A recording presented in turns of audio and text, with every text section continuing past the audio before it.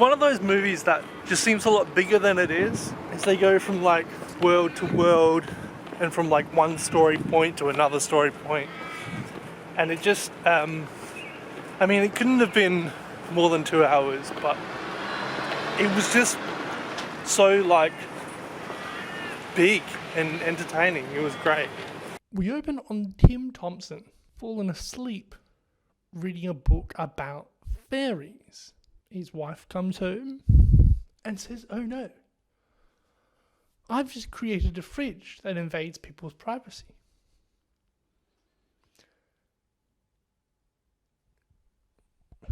She quit her job for ethical reasons, and now they're forced to open the dream binder, go to the countryside, and start farming potatoes for tomato sauce.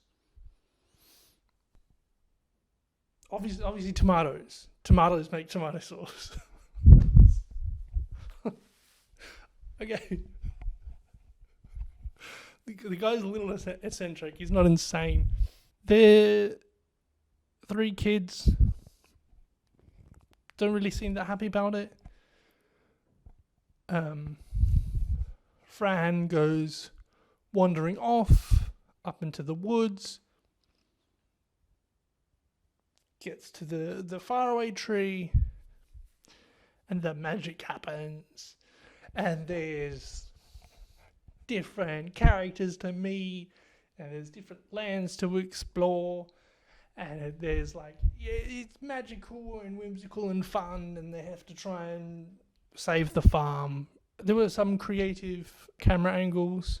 I'm assuming that some of it was CG. For a movie so whimsical and magical, you'd think that I'd pay closer attention to the special effects. I did not. And perhaps that reflects poorly on me. Perhaps that reflects well on the movie, that I was so enthralled that I wasn't paying attention. The people in the real world go to watch a movie, so there's a little bit of make-believe already. The people in the movie go into the enchanted woods and up the faraway tree and to new magical lands. So the books are very like eccentric, and it would have been really easy to go down the Snow White and the Seven Dwarfs route and attempt to like some sort of like photorealism on a magical land. It's a very easy and obvious thing to do. I'm glad they didn't do that. They went for a more sort of grounded reality. Like I said, I'm sure there's some CG in there. I'd be very impressed if there wasn't.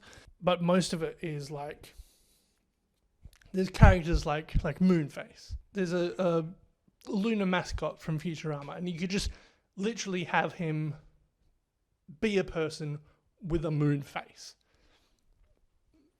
It's a very easy and obvious answer, and they didn't give that solution. Instead, there's this eccentric man with like crisp white hair, and the hair on his head was in the shape like a crescent, I guess. So that's just one example of like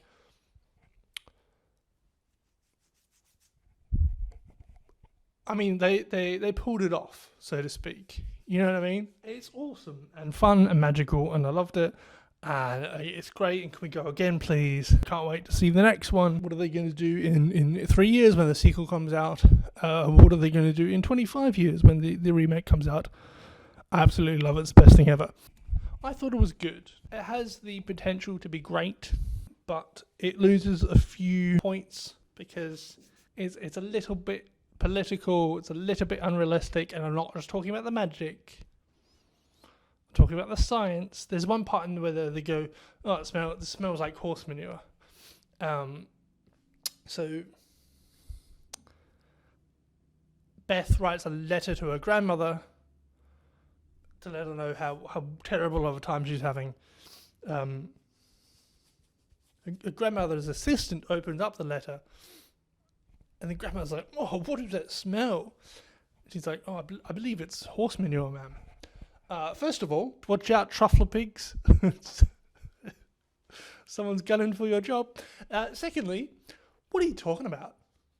Because it doesn't smell like horse manure. That's not how letters work. If the dad had written a letter directly after being in horse manure without taking a shower, then it might smell like horse manure, but it would start off as horse manure and then go to the letterbox, and then it would take a few days to get to the city. And handled by at least one other person. It's then sure, yeah, maybe then it would smell like horse manure. But the oldest daughter doesn't go anywhere near that stuff. It's partly what the letter is about. It just couldn't possibly smell like horse manure. That's just one example of how they got the science or the basic things that happen in the real world that didn't quite make sense. It's, a little political. It's a little bit unrealistic where it shouldn't be. And it's kind of placates the children a little bit. It loses points for those three reasons. As to why it's so hard to begin with, is it's magical, it's enchanting, it's just invites you in, and you believe the world straight away. There's 5 possible people that the audience can jump into their shoes. So if you're a little bit skeptical, maybe you relate with Beth really well, right? If you're whimsical and playful, maybe you relate to Tim very well. And there's 3 people between those 2 extremes. The Magic Faraway Tree is very accessible and entertaining. It's enchanting. Keeps you captivated through and through.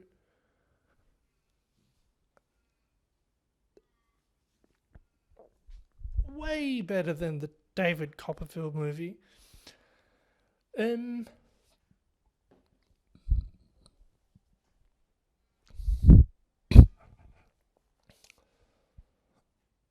But it's not realistic where it should be. So I'm putting the Magic Faraway Tree just underneath Superman 3D and above the personal history of David Copperfield.